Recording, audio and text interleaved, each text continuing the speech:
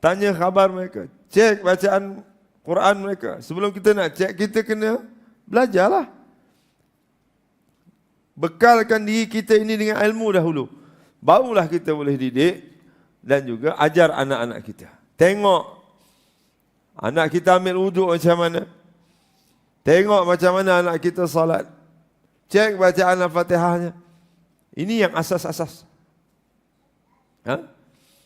Itu peringatan Allah yang pertama dalam surah Tahrim ayat yang ke-6. Baik. Jadi antara tauladan ataupun misal, contoh yang kita boleh ambil daripada sunnah Nabi SAW supaya kita menjadi suami, ketua keluarga, tauladan contoh kepada ahli keluarga kita adalah berdasarkan hadis Imam Al-Bukhari, hadis sahih.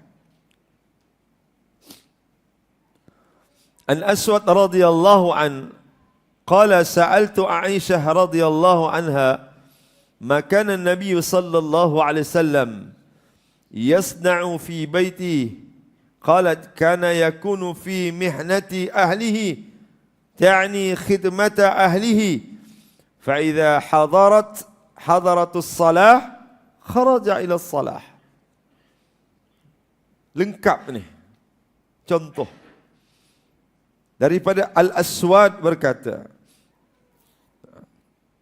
aku pernah bertanya kepada Aisyah radhiyallahu anha tentang apa yang dikerjakan oleh Nabi sallallahu alaihi wasallam ketika berada di rumah.